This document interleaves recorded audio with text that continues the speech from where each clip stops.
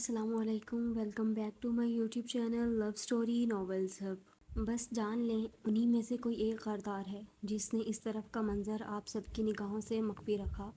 ابھی ہمارے پاس وقت نہیں ہے، ہمیں جلد نکالنا ہے انہیں۔ چلو۔ بہزاد شاہ اور حازب مرزا بھاگے تھے ان بچوں کے پاس پہنچتے انہیں دیکھا جو بری حالت میں تھے، لیکن سب ہوش میں تھے فی الحال۔ رب جس کی مدد کرے اسے کون ہرا سکتا ہے۔ انہوں نے وہ لاک گنز سے کھولے تھے کہ اتنے شور میں آوازیں نہ جانے اوپر موجود لوگوں تک پہنچی بھی تھیں یا نہیں، جو اب تک جان نہ پائے تھے کہ وہ موت کے کتنے قریب ہیں۔ وہ سب اندھیرے میں اپنی مدد نہ کر سکے تھے کہ رب کی مدد ان کے ساتھ نہ تھی۔ یہ پاشا کا اس وقت کا سب سے بڑا اڈا تھا پاکستان میں۔ انہوں نے سب کو نکالا تھا وہاں سے۔ ان کے نکلتے ہی وہ بامز بھی پھٹ گئے تھے۔ بہزاد شاہ نے مڑ کر دیکھا، حازم مرزا نہیں تھا پیچھے۔ وہ واپس دوڑا۔ بھائی! سفیر شاہ چیخا تھا، بھائی واپس آئیں۔ بچوں کو بحفاظت انہوں نے وین میں بٹھا دیا تھا کہ بہزاد شاہ کو واپس بھاگتے دیکھ سب تھمے۔ بہزاد نے حازم مرزا کو دیکھا جو دروازے کی دہلیز پر پڑا کرا رہا تھا۔ اس کا بازو اور ایک ٹانگ برے طریقے سے زخمی ہوئے تھے۔ تم جاؤ، اس نے بہزاد کو آتے دیکھ چلاتے کہا، لیکن بہزاد تیزی سے پاس آیا کہ کچھ ہی لمحوں میں وہ بلڈنگ ملبے کا ڈھیر ہوتی اور میڈیا پر کہرام مچ جاتا۔ بہزاد نے اس پر سے وہ سلٹ ہٹاتے اسے کندھے پر بامشکل ڈالا کہ تب تک سفیر بھی پاس آ گیا تھا۔ بھائی! جلدی کرو شاہ! وہ بس اتنا بولا تو سفیر نے حازب کو سہارا دیا جو اب غنودگی میں جا رہا تھا۔ اسے وین میں بٹھاتے ان کے نکلتے ہی وہ جگہ جہاں کچھ لمحوں پہلے لوگ خدا کو بھولے بیٹھے تھے وہ ملبہ بن گئی۔ شہر میں بھاری نفری نافذ کی گئی تھی۔ انہیں بس محفوظ مقام تک جانا تھا۔ حازب مرزا کا ہسپتال جانا خطرے سے خالی نہیں تھا، اس لیے وہ اسے گھر لائے تھے۔ باقی تمام ممبرز کو گھر بھیج دیا گیا تھا، جبکہ بچوں کو محفوظ مقام پر۔ بھائی! یہ کون؟ سفیر شاہ نے بہزاد کو تیزی سے اس کی شرٹ اتارتے خون صاف کرتے دیکھ استفسار کیا۔ S P حازب Mirza. سیفی، کسی نے ہم سے غداری کی ہے تو ہم ایک پولیس والے کی مدد کیوں کر رہے ہیں، جبکہ آپ جانتے ہیں یہ سب ملے ہوتے ہیں ان دشمنوں کے ساتھ۔ وہ بچے؟ سفیر شاہ نے پوچھا تو بہزاد نے سر ہلایا اور تیزی سے دوا لگاتے حازم مرزا کی پٹی کرنے لگا۔ وہ 3 لوگ جو یہاں تھے، ان کے ساتھ کیا کرنا ہے تم جانتے ہو۔ ان میں سے کسی ایک نے غداری کی ہے۔ بچوں کا ہمیں علم ہی نہیں تھا، اگر یہ نہ بتاتا تو ہم ان 12 بچوں کے گنہگار اور قاتل ہوتے۔ بہزاد نے حازب مرزا پر ایک تنقیدی نگاہ ڈالی اور پیچھے ہوا۔ میں جانتا ہوں بھائی، وہ جلد آپ کے سامنے ہوں گے۔ ٹھیک ہے، ابھی آرام کرو۔ اور آپ؟ مجھے کچھ کام ہے، بہزاد بولا تو سفیر شاہ نے سر ہلایا اور پھر اس کے نزدیک آتا اسے ساتھ لگا گیا۔ امی سے کیے وعدے کا آج دوسرا قدم بھی اٹھایا ہم نے، اور اس میں سرخرو ٹھہرے۔ پہلا قدم فیض شاہ کی موت تھا۔ ہم یوں ہی کامیاب ہوں گے سیفی، بہزاد نے اس کے بال بگاڑتے کہا۔ جاؤ آرام کرو۔ ٹھیک ہے۔ وہ چلا گیا تو بہزاد باہر نکل گیا۔ اب اسے وہاں جانا تھا جہاں نہ جاتا تو دل کا بھاری نقصان ہوتا۔ صبح کے 4:30 ہو رہے تھے۔ تھکاوٹ بھرپور تھی، لیکن وہ مضبوط اعصاب کا مالک تھا۔ حائفہ کے کمرے تک رسائی اس کے لیے کوئی مشکل بات نہیں تھی۔ وہ تیزی سے اس کے پاس گیا جو بنا کمفرٹر کے پڑی تھی، اسی سرخ جوڑے میں جس میں وہ اس سے ملنے آئی تھی۔ بہزاد نے اس کے سر سے حجاب اتارا جو اس کی گردن کے گرد سختی سے لپٹا تھا، پھر اس پر کمفرٹر دیا اور اس کے چہرے پر ہاتھ کی پشت پھیری۔ ابھی نہیں میری جان، دل مضبوط کریں، ابھی تو بہت کچھ سہنا ہے آپ نے۔ وہ قسمت آئی تھی۔ بہزاد نے آنکھیں بند کر کے کھولیں۔ اس کا غصہ اب تک بھی ختم نہیں ہوا تھا۔ وہ اسے نہیں سمجھا سکتا تھا کہ وہ یہ سب کیوں کر رہا ہے، اور نہ سمجھانا چاہتا تھا، لیکن ان سب میں وہ ہرٹ ضرور ہونے والی تھی۔ بہزاد نے اس کی آنکھوں سے وہ سیال جو بہے تھے، جس کے نشان اب تک اس کے چہرے پر مثبت تھے، انہیں دیکھتے گہرا سانس بھرا۔ بہزاد شاہ کی بیوی ہیں آپ، یقین کریں میرا آخری ٹھکانہ آپ ہی کی آغوش ہے۔ وہ اس کی گردن جہاں پر دوپٹے کے نشان تھے وہاں انگلیوں سے لمس چھوڑتا سوچ رہا تھا۔ یہ یاد رکھیے گا ہمیشہ کہ بہزاد شاہ کی پہلی اور آخری محبت آپ ہیں۔ وہ کہتا اس پر چپتا، اس کے ماتھے پر بوسہ دے گیا، پھر اس کے کمرے میں یہاں سے وہاں گھومتے وہ اپنا کام کرتا، اسے دیکھے بنا واپس جہاں سے آیا تھا وہیں مڑ گیا کہ اب وہ مطمئن تھا۔ اس نے گارڈ سے کہہ کر وہ کیک اندر رکھوا دیا تھا۔ اب وہ صبح کے 5:30 وہ کیک کا ڈبہ سامنے رکھے بیٹھا تھا۔ پھر کیک کھولا جو ٹوٹ گیا تھا۔ سارا اور چاکلیٹ ڈبے کے چاروں اطراف میں لگی تھی۔ اس نے کیک کاٹا اور گہرا سانس بھرا۔ اسے سالگرہ منانا کبھی بھی پسند نہیں رہا تھا، اور نہ کبھی سفیر شاہ نے ایسی ضد کی تھی کہ دونوں کے دکھ سانجھے تھے۔ لیکن حائفہ کو کچھ بھی معلوم نہیں تھا، اور اس کی محنت کو وہ یوں بیکار نہیں جانے دے سکتا تھا۔ اس نے سامنے کیمرہ سیٹ کیا اور ویڈیو آن کرتے وہ کیک کھایا، جو پرفیکٹ نہ ہوتے ہوئے بھی پرفیکٹ تھا۔ بیوی، میری حافی، میں سالگرہ نہیں مناتا۔ کیوں نہیں مناتا؟ یہ جس دن آپ میرے کمرے میں میری دسترس میں ہوں گی تب جان جائیں گی۔ اس سے پہلے کوئی سوال نہیں۔ آپ کا بنایا کیک آپ کی طرح پرفیکٹ ہے۔ کل رات جو آپ نے غلطی کی ہے اس پر مجھے اب بھی غصہ ہے، اور میں اب تک اپنی بات پر قائم ہوں کہ آپ 2 دن گھر سے باہر نہیں نکلیں گی۔ کیوں؟ یہ سوال بھی نہیں کریں گی۔ بس یہ جان لیں کہ بہزاد شاہ اپنی حافی پر کوئی سمجھوتا نہیں کر سکتا۔ اگلی بار آپ یوں رات کے وقت بنا کسی کو انفارم کیے گھر سے نکلنے کی ہمت مت کیجیے گا۔ وہ ان سب میں وہ کیک کھاتا جا رہا تھا، اور اسے اندازہ نہیں تھا، شاید لاشعوری طور پر وہ اس کیک کی چاکلیٹ بھی ضائع نہیں کرنا چاہتا تھا، کہ یہ اس عورت کے ہاتھ کا بنا تھا جس کا عشق اس کے سر چڑھ کر بولتا تھا، جس کو اس کا دل اونچے مقام پر فائز کر چکا تھا۔ وہ باہر نکل گیا، وہ ڈبہ تھامے جہاں سفیر اور مہا ناشتے کی میز پر موجود تھے۔ یہ لیں، آپ لوگ بھی اتنے اچھے چاکلیٹ کیک سے مستفید ہوں۔ اس نے وہ ڈبہ ان کے سامنے کیا۔ گارڈ سفیر کو کل رات کا واقعہ بتا چکا تھا، جس پر سفیر کو حائفہ کے لیے برا لگا تھا۔ بھائی، آپ نے بہت برا کیا۔ سیفی، نو آرگیومنٹس۔ اس کی غلطی تھی اور سمجھانا بے حد ضروری تھا۔ تم جانتے ہو اس کی ذات پر میں کسی قسم کا رسک نہیں لے سکتا۔ کیا وہ جا چکا ہے؟ سفیر نے بات پلٹتے حاضر مرزا کے بارے میں استفسار کیا۔ ہم، بہزاد نے سر ہلا کر تصدیق کی تھی۔ مہا نے حیرت سے اسے دیکھا، پھر سمجھ گئی کہ یہاں حائفہ کی ذات زیر بحث ہے۔ لیکن حائفہ کے لیے بہزاد کا پیار دیکھ کر وہ ہمیشہ بہت خوش ہوتی تھی۔ اس نے بھی تو ایسا ہی پارٹنر لاشعوری طور پر چاہا تھا، یا شاید حرام لڑکی ایک ایسے ہی شخص کی امید رکھتی ہے زندگی بھر۔ سفیر نے کیک کھاتے منہ ٹیڑھا کیا۔ اتنا بھی کوئی خاص؟ شاہ، خبردار، میری بیوی نے دن بھر لگا کر بنایا ہے، نہیں کھانا تو دے دو۔ یہ کہنے کے ساتھ ہی بہزاد نے اس سے لیتے مہا کو پلیٹ میں دیا تھا، جو تعریف کرتی خاموشی سے کھا رہی تھی۔ بہزاد کا فون بجا تو اس نے دیکھا سکندر صاحب کا فون تھا۔ اس نے وہیں بیٹھے کال پک کی۔ السلام علیکم انکل۔ وعلیکم السلام۔ برخودار، کیسے ہو؟ سالگرہ مبارک۔ ٹھیک ہوں انکل۔ سالگرہ تو بچوں کی ہوتی ہے، وہ خفیف سا بولا تو کیا ہوا؟ کیک کیسا لگا میری بیٹی کے ہاتھ کا؟ حسن نے بتا دیا تھا انہیں کہ حائفہ نے رات ہی کیک چچا کے ہاتھ پہنچا دیا تھا۔ اس کے جانے کی بات وہ چھپا گیا تھا۔ بہت اچھا۔ اب میری بیوی کوئی چیز بنائے اور وہ اچھی نہ ہو، ایسا ممکن ہی نہیں انکل۔ بھائی نے ناشتے کی جگہ بھی وہی کیک کھایا ہے، اور اب جب تک ختم نہیں ہو جاتا یہی کھائیں گے۔ سفیر اس کے ہاتھ سے فون لیتا اسپیکر پر ڈال چکا تھا۔ ہاں ہاں، آخر میری بیٹی نے بنایا ہے۔ اس کے بعد سائمہ بیگم نے بھی مبارکباد دی تو وہ نہ چاہتے ہوئے بھی قبول کر گیا۔ یہ لو بھائی، حسن سے بات کرو۔ وہ بولے تو دوسری طرف شاہد حسن فون لے کر باہر نکل گیا تھا۔ السلام علیکم، سنجیدہ لہجہ۔ وعلیکم السلام۔ خاموشی۔ کیسے ہو حسن؟ بالکل ٹھیک نہیں ہوں۔ آپ نے اپیا کو کیا کہا تھا رات کو کہ وہ روتے واپس آئی تھیں، اور اب بھی انہیں بخار ہے؟ وہ بہزاد شاہ سے سختی سے استفسار کر رہا تھا۔ اس کے بخار کا سنتے بہزاد نے لب بھیجے تو اس کا مطلب حافی کی اس بے وقوفانہ حرکت کے پیچھے تم بھی تھے، تم جانتے تھے وہ آنے والی ہے؟ جی۔ وہ کھس کے آیا۔ سکندر صاحب کو بتانا پڑے گا کہ بچے آپ کے ہاتھ سے نکل گئے ہیں۔ بہزاد بولا تو حسن نے تھوک نکلا۔ تمہاری بہن پاگل ہے حسن، تم ہوش کے ناخن لو۔ ہرگز ہرگز وہ دوبارہ میری اجازت کے بغیر یہاں نہیں آئے گی۔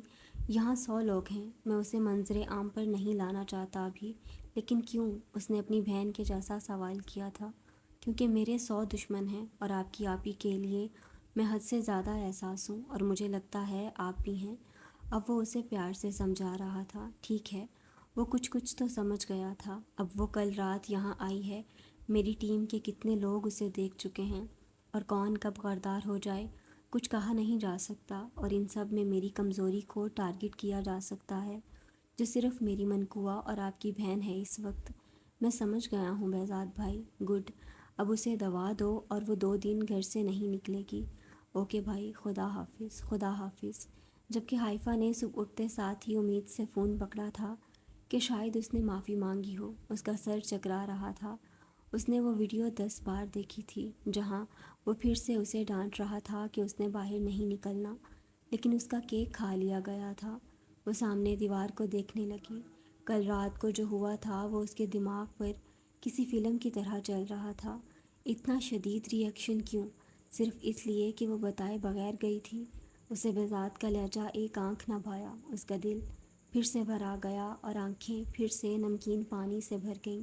آئی ہیٹ یو، سرخوشی کی گئی۔ اس کے بعد سکندر صاحب نے اسے ناشتہ کروا کر دوا دی تھی اور آرام کرنے کی تلقین کرتے آفس گئے تھے، جبکہ حسن اس کے ساتھ ہی رہا تھا۔ اپیا، اب آپ کہیں نہیں جاؤ گی 2 دن؟ حائفہ نے اس کے کندھے پر سر رکھ دیا تھا۔ وہ برے طریقے سے ہرٹ ہوئی تھی اور اس شخص نے معافی تک نہ مانگی تھی۔ مہا سفیر سے پہلے اٹھ گئی تھی۔ اس کے بازو کے نیچے اپنے بال دیکھتے اس نے لب بھینچے کہ اس شخص نے قسم کھا لی تھی اس کے بالوں کو نیچے لے کر سونے کی۔ سفیر، میرے بال چھوڑیں۔ وہ اسے اٹھائے بغیر فریش ہونے جانا چاہتی تھی، لیکن اب مجبوری تھی۔ سو جاؤ، سفیر نے کہتے اس کا سر واپس اپنے برابر تکیے پر رکھا۔ آپ سوئیں، مجھے نہیں سونا، نماز بھی قضا ہو گئی ہے آپ کی وجہ سے۔ اچھا، ایسا میں نے کیا کیا ہے؟ سفیر نے کہتے جھٹکے سے اسے کھینچا تو وہاں اس کے سینے پر جا گری۔ شاہ، سن رہا ہوں، میرے بال چھوڑیں۔ کیوں؟ سفیر شاہ کو کسی اور ہی موڈ میں دیکھتے مہا کا دل دھڑکا۔ وہ ایسا ہی رہے تو کتنا اچھا ہو، وہ سوچ کر رہ گئی، جب اپنی گردن پر اس کا لمس محسوس کرتے ہوش میں آئی۔ شاہ ہٹیں، مجھے فریش ہونا ہے۔ لیکن سفیر شاہ کے سامنے اس کی کہاں چلتی تھی۔ تو تم مجھ سے محبت کرتی ہو؟ وہ اس پر جھکا، اس سے پوچھ رہا تھا۔ نہیں، ماں نے آنکھیں پھیرتے کہا۔ سفیر شاہ نے اس کا چہرہ اپنی طرف موڑا۔ میرے سامنے ہوتے ہوئے تمہیں میں ان دیواروں کو دیکھتا نہ پاؤں۔ اب بتاؤ، محبت ہے مجھ سے؟ ماں نے گہرا سانس بھرا، اپنی سانسوں میں اس شخص کی سانسوں کی مہک محسوس کرتے اس نے غیر ارادی طور پر سر اس بات میں ہلایا تھا۔ سفیر شاہ کے لبوں پر مسکراہٹ چھا گئی۔ آپ مجھ سے محبت کریں گے شاہ؟ وہ آنکھیں اٹھائے اس کے چہرے کو تھامتے امید سے پوچھ رہی تھی۔ سفیر شاہ کی ساری شوخی جاتی رہی تھی۔ وہ سنجیدہ تھا، پیچھے ہٹنے لگا۔ ماں نے ایسا ہونے نہیں دیا تھا۔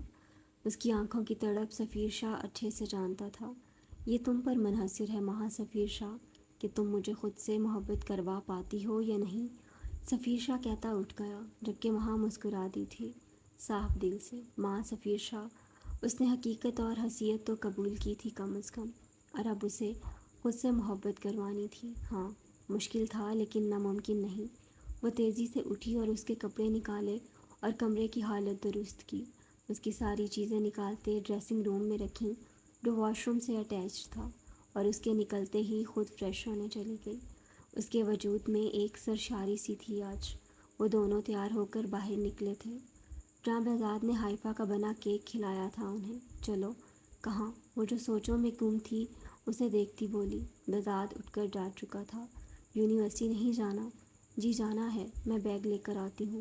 وہ تیزی سے گئی اور واپس آتے گاڑی میں بیٹھی۔ اس شخص کے ساتھ فرنٹ سیٹ پر استحقاق سے بیٹھنا بھی ایک قسم کی خوشی تھی۔ شاہ، مجھے ٹیوٹر چاہیے ایک، میرا کافی سلیبس مسنگ ہے۔ میں کروا دوں گا۔ آپ کیسے کروائیں گے؟ آپ کے پاس تو وقت ہی نہیں ہوتا، اور میرے امتحان قریب ہیں۔ ٹھیک ہے، میں انتظام کرتا ہوں۔ وہ ڈرائیونگ میں مصروف بولا تھا۔ وہ باہر نکلنے لگی کہ سفیر شاہ کی آواز پر مڑی۔ دوپٹہ لو سر پر۔ مہا نے تیزی سے سر پر دوپٹہ اوڑھا۔ فون پاس ہے؟ جی، یہ لو۔ سفیر نے والیٹ سے پیسے نکالتے اسے دیے۔ میرے پاس ہیں، یہ رکھو مہا، اور واپسی پر مجھے فون کرنا۔ اگر فری ہوا تو پک کر لوں گا، نہیں تو ڈرائیور سے رابطہ کرنا۔ اوکے۔ وہ مسکراتی آگے بڑھ گئی، جبکہ اس کے اندر جاتے ہی وہ بھی گاڑی بھگا لے گیا۔ محبتیں خود کی جاتیں تو ہر شخص اپنے لیے ایک بہترین اور ایماندار شخص چنتا، لیکن محبت ہو جاتی ہے، اور کیسے ہو جاتی ہے کوئی نہیں جانتا، بس کوئی کسی لمحے اچھا لگ جاتا ہے، اس کی آنکھیں پسند آ جاتی ہیں، یا اسے مسکراتا دیکھ لیا جائے تو وہ مسکراہٹ دل پر کسی ساز کی طرح تمام وقت بجتی رہتی ہے۔ محبت کی کوئی تھیوری نہیں ہوتی، نہ یہ کوئی سائنس ہے جسے حل کر لیا جائے۔ یہ ایک کبھی نہ حل ہونے والا معمہ ہے جسے صرف محبت کرنے والے حل کر سکتے ہیں۔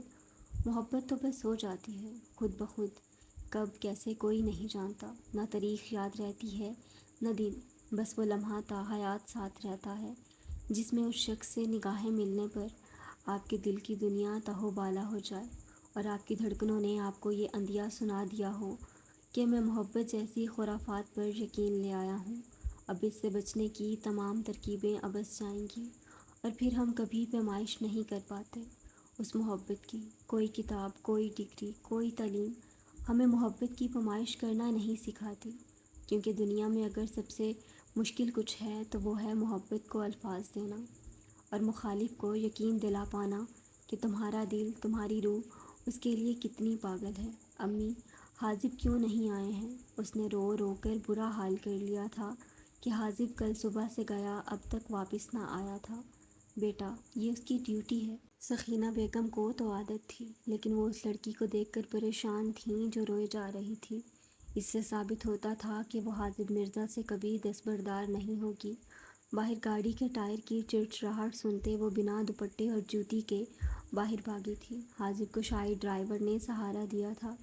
وہ وہیں دہلیز پر کھڑی رہی۔ حاذب نے اس کے بنا دوپٹے کے وجود کو دیکھتے سخت نگاہوں سے اسے دیکھا، جسے ہوش ہی کہاں تھی۔ ڈرائیور اسے وہیں لاؤنج میں صوفے پر بٹھا گیا تو سکینہ بیگم تیزی سے اس کے پاس آئیں، جس کے بازو اور ٹانگ پر پٹی بندھی تھی۔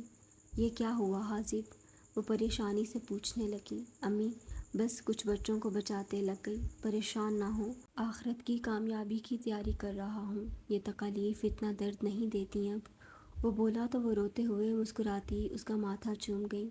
میں ہلدی والا دودھ لاتی ہوں۔ وہ اٹھ گئیں تو حاذب نے آنکھیں موند لیں، پھر جھٹکے سے کھولتے سامنے دیکھا جہاں وہ دروازے کے پاس کھڑی رو رہی تھی۔ فری، یہاں آؤ۔ اس نے وہیں سے سر نفی میں ہلایا تھا۔ فری، مجھے اٹھنے میں مشکل ہوگی، جلدی یہاں آؤ۔ وہ بولا تو وہ چھوٹے چھوٹے قدم اٹھاتی اس تک آئی۔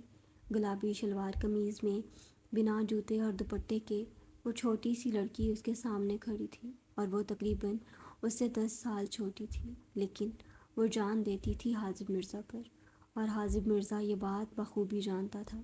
ابھی بھی اس کی سوجی آنکھیں یہ گواہی دے رہی تھیں کہ وہ اس کے لیے روتی رہی ہے۔ فری نے اس کے ساتھ بیٹھتے چہرہ ہاتھوں میں چھپایا اور اونچی آواز میں رونے لگی، تو سکینہ بیگم بھی گھبرا کر باہر نکلی، جبکہ وہ بھی سیدھا ہوا تھا۔ فری، میری بچی، کیا ہوا؟ آ تو گیا ہے اب حاذب۔ انہوں نے اس کے سر پر پیار کیا اور حاذب کو دیکھا جو سنجیدہ سا اسے دیکھ رہا تھا۔ امی، حاذب کو کتنی چوٹ آئی ہے؟ وہ ہچکیوں کے درمیان بولی تو انہیں اس پر بے حد پیار آیا۔ وہ ٹھیک ہو جائے گا، لیکن تم ایسے بیمار پڑ جاؤ گی، کل سے کھانا نہیں کھایا ہے۔ چلو، حاذب آ گیا ہے، اب دونوں کے لیے ناشتہ بناتی ہوں، وہ کہتی چلی گئی۔ کھانا کیوں نہیں کھایا؟ حاذب نے نہ چاہتے ہوئے بھی اس کے دونوں ہاتھ اس کے چہرے سے ہٹاتے اپنے ہاتھوں میں تھام لیے۔ آپ گھر نہیں تھے نا، تو میں پریشان تھی۔ کیوں؟ میرا دل کہہ رہا تھا آپ تکلیف میں ہیں، اور حاذب مرزا لاجواب ہوا تھا۔ کیا اس کے بعد بھی وہ اس چھوٹی سی لڑکی کی محبت کا انکاری ہو سکتا تھا؟ تو جب میں گھر نہیں آؤں گا تم کھانا نہیں کھاؤ گی؟ نہیں، وہ تیزی سے سر ہلاتی بولی۔ کیوں نہیں کھاؤ گی؟ تمہیں جلد سے جلد ٹھیک ہونا ہے، اپنی فیملی میں واپس جانا ہے۔ فیملی کا سنتے فری کے چہرے پر سایہ سا لہرایا تھا۔ میں کہیں نہیں جاؤں گی حاذب، آپ مجھ سے شادی کر لیں گے اور میں یہیں رہوں گی۔ اس کی عقل کے مطابق حاذب مرزا تک رسائی کا واحد ذریعہ ہی شادی تھا، اور وہ صحیح تھی، یہ ممکن نہیں ہے۔ کیوں نہیں ہے؟ وہ تڑپتے بولی تھی۔ کیونکہ میں تم سے شادی نہیں کر سکتا، حاذب نے بھاری دل کے ساتھ بولا۔ وہ ساتھ صوفے پر سے دوپٹہ اٹھاتے اس کے سر پر دیا۔ میں اب سے دوپٹہ نہیں اتاروں گی، پھر بھی شادی نہیں کریں گے؟ وہ روتے پوچھ رہی تھی۔ رونا بند کرو پہلے، حاذب سختی سے اس کی سرخ ناک دیکھتا بولا، تو اس نے اپنا ہاتھ اس کے ہاتھ سے نکالتے اپنا چہرہ ہاتھوں سے رگڑ ڈالا، جیسے حاذب مرزا کی بات کی خلاف ورزی کرنا جرم ہو۔ اب وہ آنکھیں بڑی کیے پوچھتی۔ حازم مرزا کے دل میں آگ ہی تو لگا گئی تھی۔ تم مجھ سے بہت چھوٹی ہو فری۔ وہ صوفے کی پشت سے سر ٹکاتا بولا۔ کیسے سمجھاتا اسے؟ کوئی بات نہیں۔ وہ اس کی طرف دیکھتی بولی۔ تمہیں تمہاری فیملی سے ملانا ہے، میرے بھائی کچھ نہیں کہیں گے۔ وہ تیزی سے بولی تو حازم جھٹکے سے سر اٹھاتا سیدھا ہوا۔ کون سے بھائی؟ تمہیں یاد ہیں اپنے بھائی؟ وہ سوال کر رہا تھا جبکہ فری نے گڑبڑاتے یہاں وہاں دیکھا۔ مجھے بھوک لگی ہے، میں منہ دھو کر آتی ہوں، دوا بھی لینی ہے، آپ کی بھی دوا لاؤں گی، وہ کہتی اٹھ کر بھاگ گئی۔ لیکن حازم مرزا کو بہت کچھ سوچنے پر مجبور کر گئی تھی۔ یعنی اسے یاد تھا، وہ کیوں نہیں بتا رہی تھی؟ کیا صرف اس سے دور جانے کی خاطر؟ وہ بتا نہیں رہی تھی۔ بہزاد نے حائفہ کو چھٹی بار کال کی تھی جو اٹھائی نہیں گئی تھی۔ حائفہ، بہزاد شاہ، میں جانتا ہوں فون آپ کے ہاتھوں میں ہے، تو بہتر یہی ہے آپ میری کال ریسیو کر لیں۔ اس کا میسج پڑھتے حائفہ نے گھبراتے یہاں وہاں دیکھا، پھر گہرا سانس بھرتے اگلی کال پر فون کان سے لگایا، لیکن کچھ بولی نہیں۔ دوا لی آپ نے حافی؟ آپ کو فرق پڑتا ہے؟ وہ ناراضگی سے بولی۔ گیٹ پر کوئی آیا ہے، جائیں دیکھیں جا کر۔ وہ بولا تو حائفہ نے فون کو عجیب نگاہوں سے دیکھا، جیسے فون کی جگہ وہ ہو۔ آپ کو کیسے پتہ کوئی آیا ہے؟ کہیں آپ تو نہیں آئے؟ بہزاد شاہ کے پاس اتنا بھی وقت نہیں کہ وہ دروازے کھٹکھٹاتا پھرے۔ وہ شرارت سے بولا تو وہ مزید ناراض ہوئی۔ جائیں جلدی سے، بہزاد نے سختی سے کہا تو وہ اٹھی اور باہر نکل گئی۔ سائمہ بیگم دروازہ کھول چکی تھیں۔ جی، آپ کون؟ یہ حائفہ میڈم کے لیے آیا ہے، اس نے ڈبہ آگے بڑھاتے کہا۔ تو سائمہ بیگم نے چونک کر حائفہ کو دیکھا جو بات سمجھ گئی تھی۔ جی، میرا ہی ہے۔ حائفہ، پاگل ہو گئی ہو، تمہیں کون بھیجے گا؟ ایسے ہی نہیں اٹھاؤ، سائمہ بیگم نے اسے ڈانٹا تھا جو بہزاد نے سنا تھا۔ اف امی، آپ بھول گئی ہیں کہ میرے ایک عدد شوہر بھی ہیں، اب وہ بھی مجھے تحفے نہیں بھیجیں گے تو میں تو انہیں ساری زندگی معاف نہیں کروں گی، بلکہ ان کو تو چاہیے ہر ہفتے مجھے تحفہ دیں، ایسے پیار بڑھتا ہے نا۔ وہ اپنی ہی دھن میں بولے جا رہی تھی۔ سائمہ بیگم نے ماتھا پیٹا اور کوریئر والے کی طرف متوجہ ہوئیں۔ بیٹا، کس کی طرف سے ہے یہ؟ انہوں نے تصدیق کرنا ضروری سمجھا۔ بہزاد شاہ کی طرف سے، وہ بولا تو حائفہ نے ماں کو دیکھا جیسے کہہ رہی ہو مجھ پر تو آپ کو یقین ہی نہیں۔ لڑکے نے پھولوں کا بڑا سا بوکے سامنے کیا تو حائفہ نے ہاتھ سے فون میز پر رکھ دیا۔ اف، یہ بھی میرا ہے۔ لڑکے نے سر ہلایا اور چلا گیا، جبکہ حائفہ اسے لے کر گھومی تھی۔ وہ بوکے سائز میں کافی بڑا تھا۔ اس نے کمزوری کے باعث چکراتے سر پر ہاتھ رکھا۔ حائفہ، آرام سے بیٹھ جاؤ، چکر آ رہے ہیں۔ سائمہ بیگم اسے مسکراتا دیکھ رہی تھیں، پھر فکر مندی سے بولیں، ہاں تھوڑے سے، لیکن یہ کتنا خوبصورت ہے۔ اف امی، بہزاد اتنے پیارے کیوں ہیں؟ اگر ایسے بکے وہ مجھے ساری زندگی دیتے رہیں گے تو میں تو ان سے کبھی ناراض ہی نہ ہوں۔ وہ پھولوں کی خوشبو سونگھتے بول رہی تھی، جبکہ بہزاد شاہ اس کی آواز میں مخفی خوشی کو محسوس کرتے سرشار ہوا۔ پھر کال کاٹ کر دوبارہ کی تو حائفہ نے فوراً کال اٹھائی اور ڈبہ اٹھاتے کمرے میں بھاگ گئی، جبکہ سائمہ بیگم نے سکون کا سانس لیا تھا، نہیں تو وہ پرسوں سے اداس تھی، نہ جانے کیوں۔ اوف بہزاد، آپ کتنے پیارے ہیں، کیا آپ یہ پھول مجھے ہمیشہ دے سکتے ہیں؟ وہ اس سے بولی۔ بس اپنی کمپنی بند کر کے ایک باغیچہ خرید لیتا ہوں گلابوں کا اپنی بیوی کے لیے، وہ دل فریبی سے بولا تو جواب میں حائفہ کھلکھلا دی۔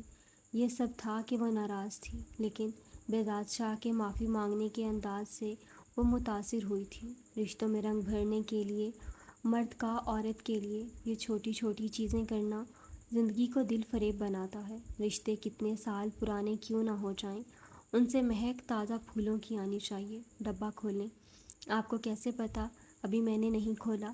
وہ حیران ہوئی۔ باتیں مت بنائیں حافی، جلدی کھولیں، وہ بولا تو حائفہ نے جلدی سے وہ ڈبہ کھولا۔ اس میں بڑا سا ایک بھالو تھا اور ساتھ کئی نوٹس تھے جو خود لکھے گئے تھے۔ شاید آج کے دور میں جہاں ہر کوئی مہنگے تحائف دیتا ہے، وہاں پر کسی کے لیے وقت نکال کر ہاتھوں سے اپنے جذبات کو قلم بند کرنا محبت دکھانے کا ایک ذریعہ تھا، جو بہزاد شاہ نے کیا تھا۔ ایک چھوٹے ڈبے میں اس کی دوا بھی تھی، خوبصورت۔ اس نے نم لہجے میں کہا، خبردار روئی تو۔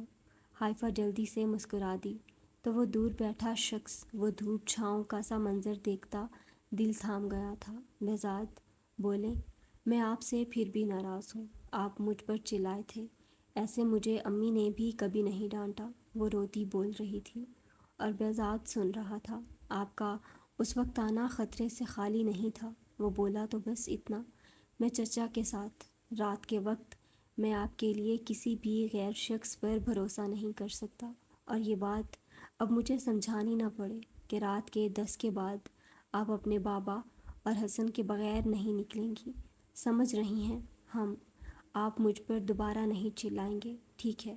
سوری بولیں، کھانا کھائیں اور دوا لیں جلدی سے۔ بہزاد بولیں، سوری بولیں، اس سے آپ خوش ہو جائیں گی۔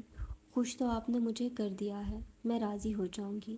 تو ٹھیک ہے ہائفہ بہزاد شاہ، یہ کمتر اور ادنا سا انسان آپ سے معافی مانگتا ہے، بس مجھ سے راضی رہیں، لیکن اگلی بار غلطی پر سزا بہت بری ہوگی، اوکے؟